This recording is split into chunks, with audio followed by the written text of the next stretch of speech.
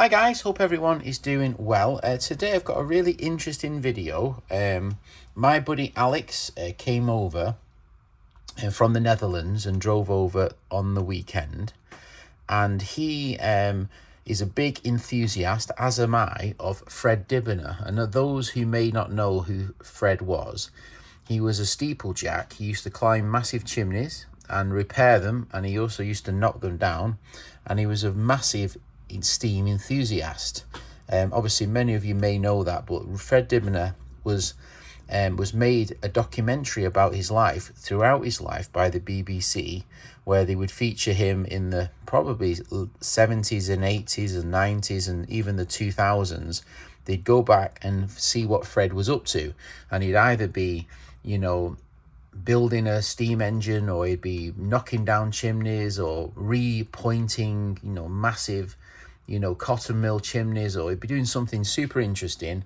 And he was a very, very clever man, and he was an engineer, probably born in the wrong century, probably should have been born in the 19th century. He was a real wonderful man's man, possibly not the most dedicated house husband as ever existed, as to the testament that he had 3 wives, but he did and was a wonderfully knowledgeable man on steam, engineering, buildings, everything. He could draft. He was a great draftsman, and he was a very easy man to understand. He explained things in terms which were very, very easy to understand.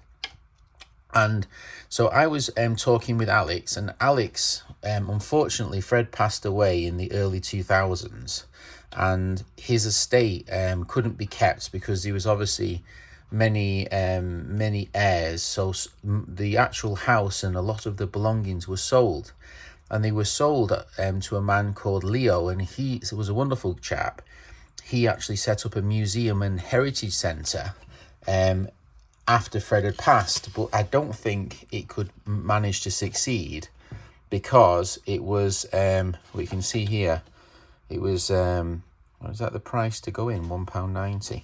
But anyway, 2018. But anyway, he kept it for 12 years, and he tried his best. I think he even because Fred used to wear a flat cap, as you can see. Here's Fred, and he even trimmed one of the bushes into a flat cap. He was saying it sounded really good, but unfortunately, the Heritage Centre didn't get the publicity it deserved, and he had to shut it down, which was a real shame.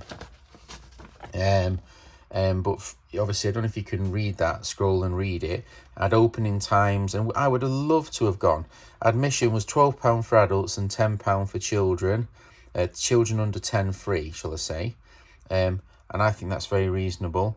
Anyway, it was Fred's house and gardens, workshops, and everything was on tour. Well, just after Fred had passed away, he had 2 massive steam locomotives. One was a steam roller and one was a steam engine. And the roller was his first, and it was bought from Flintshire County Council, and it was the number 3 roller. And it was fully restored by Fred, and when he passed away, people climbed into the yard and stole bits off the machine, including the plaque which was on it, which was identical to this, and it was believed to be completely lost. But when Leon bought Fred's estate, he found a second plaque. Now, this is not the plaque what was actually stolen from the machine. This is a plaque which was came with the roller in parts from the council. So there was 2 plaques. This one unfortunately doesn't match up exactly to the holes where the original one was. And when in 12 years later, when he auctioned off all the items, when he couldn't quite make it work through a waning enthusiasm, he ended up selling off all his tools at auction. And Alex found out about this auction and saw the tools what were sold, and he contacted Leo via a Facebook group and asked him, did he have any tools what Fred owned? And he said, well, Alf, which was Fred's apprentice, said, I did give a lot of tools to Alf. I'll ask him, because he sees him still on a weekly basis. And Alf had some wonderful chisels which were Fred's. So he said you can have these. So Alex, when he came over, wanted to go to Bolton to see Leo to get some of Fred's original tools. And he said, oh, by the way, I still have Fred's plaque from his steam engine, which he found, and he never sold it in the auction. He sold Fred's wonderful ladders, which he used to climb the chimneys with, and lots of hand tools. But Leo kept this wonderful plaque, and it's a wonderful original plaque, and it will be an antique now, I would have thought, over 100 years old. And you can see the original patina. And he said, I've got the original plaque. And Alex was like, wow, this is amazing. And he had some, I think he had 4 castings made of this plaque, and he had 2 castings left. And Alex picked up one of those wonderful castings. I'm sure he will feature it in a video. But this is the original one, which I'm sure possibly Fred put this red paint on.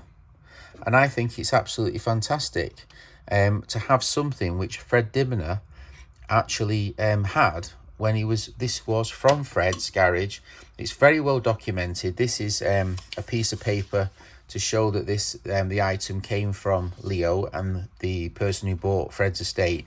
But this is actually the actual plaque which is on, and on the heading of the video you can see the roller, and you can see this Flintshire County Council number 3 plaque, or the sister plaque for it, on display. So it's a very interesting story, and this is an interesting part of Fred's life, and it's wonderful to have something of Fred, because like I say, me and Alex are both big fans of steam, which is, this is a mock-up somebody's made by hand of a steam engine, a roller, and the plaque obviously would have been on the side, and this was the plaque. I mean, it's very seriously a heavy plaque. So I'd obviously like to thank Leo for kindly allowing me to purchase this plaque off him, because it's wonderful to have something from Fred's, like I say. And you know, I couldn't recommend enough how much I recommend you to go and search Fred Dibnah on YouTube and watch some of his wonderful feats, how he explains how he climbs chimneys, how he knocks down chimneys, how he built his rollers, the process he went through, skimping and scraping all through the decades to build these rollers. This roller, I think it took him 25 years or so to complete the restoration on it. And to have something off his roller, to me, is magical and a really wonderful addition. So I just thought I'd make this quick clip to show you this wonderful plaque. Obviously, I suspect most people may not know about Fred Dibnah, or they may not have known about him. But like I said, I highly recommend you search Fred Dibnah and see the process of how he restored and how he went through, the process he went through, building his workshops from scrap materials, finding these old relics, bringing them back to life, restoring them with gusto on a shoestring budget whilst working unbelievably hard.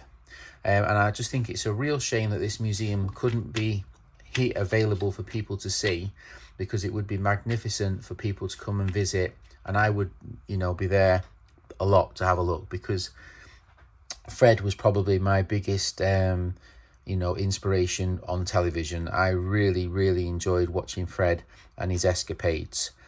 So anyway, I thought I'd mention it, make this video. Hopefully you found this interesting. Please go search Fred Dibnah and watch some of his videos if you haven't already, because they are far more interesting than this. And if you've watched this video to this point, you definitely watch Fred's clips from the BBC. All right, so did you like that? Hopefully you did. All right, take care. Bye.